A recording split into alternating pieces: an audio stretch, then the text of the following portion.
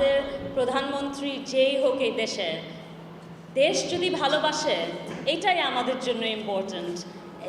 পুরুষ হোক না মহিলা হোক, এটা আমি এত চিন্তা করি না। আমি চিন্তা করি যে কি দেশকে কি এগিয়ে নিবে নাকি, দেশ ভালোবাসে নাকি, আমাদের দেশে যারা গরিব আছে তাদের জন্য কাজ করবে নাকি, এটাই আমার চিন্তা।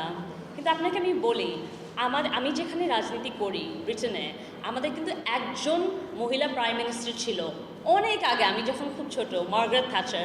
তারপরে কিন্তু কখনোই আমাদের মহিলা প্রধানমন্ত্রী হয় নাই, এবং আমাদের বিরোধী দলের লিডারও কিন্তু লোক। সারা জীবন বড় হয়েছি নানার কথা শুনে আর আমাদের যুদ্ধর কথা শুনে।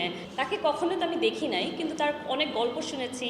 আর তারপরে দেখলাম যে আমার মা আর খালা দুইজনই সবসময় বাংলাদেশের মানুষ নিয়ে আলাপ আলোচনা করতেন। তো একদিক দিয়ে আমার খালা আমার রোল মডেল ছিলেন। আমি চেয়েছি যে দেখি নিজের থেকে পারি নাকি, এখানে থেকেও রাজনীতি করতে পারতাম। তারপরে ভাবলাম লন্ডনে আমার জন্ম, লন্ডনে বড় হয়েছি, দেখি লন্ডনে পারি নাকি, তাই চেষ্টা করলাম। কিন্তু রাজনীতি হলো গিয়ে মানুষকে সাহায্য করার জন্য। যে দেশেই থাকো সেই দেশের থেকে যদি সাহায্য করা যায় তাহলে ওইটাই আমি চাই, আমার জীবনের ইচ্ছা এটাই। ক্যাম্পেইনিংয়ের সময় আমি বারবার বলেছি যে আমি কিন্তু বাংলাদেশি, আমি ব্রিটিশ বাংলাদেশি, আর আমি খুব গর্বিত যে আমি ব্রিটিশ বাংলাদেশি। শুনেন, বলা যায় না ভবিষ্যতে কী হয়, বলা যায় না তো যে আসবো না না আসবো। জাস্ট এমপি হলাম কয়েক মাস আগে ব্রিটেনে, দেখি কি করি। আগামী নির্বাচনে হারবো নাকি জিতবো জানি না, দেখি লেবার পার্টির কী অবস্থা হয়।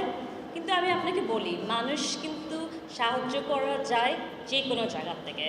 আপনি বাংলাদেশ থেকে সাহায্য করবেন না ব্রিটেন থেকে সাহায্য করবেন, আমি কিন্তু ব্রিটেনে বসেও বাংলাদেশকে সাহায্য করতে পারি, যা চেষ্টা করছি করতে। আর আমাদের তো অনেক ব্রিটিশ বাঙালি, ওদেরকে সাহায্য করছি। আমাদের কিছু বাঙালি কি আর বলবো, এসে চেষ্টা করেছে বলতে যে ও যদি ইলেকশন করে খালি আওয়ামী লীগের কথা বলবে আর কিছু বলবে না, এরকম বলেছে।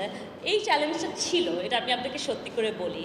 তখন আমি বলেছি, দেখো আমি ব্রিটিশ বাঙালি, তুমি বাংলাদেশে যা করো, যে পার্টি করো, এটা আমার জন্য ইম্পর্ট্যান্ট না। তোমার যদি কোনো সমস্যা থাকে লন্ডনে ব্রিটেনে, আমি সাহায্য করব। আর তুমি যদি লেবার পার্টির থেকে থাকো, আমি তোমাকে সাহায্য করব। আর আমার কনস্টিটিউয়েন্সিতে যদি থাকো, আমার এলাকায় যদি থাকো, আমি সাহায্য করব।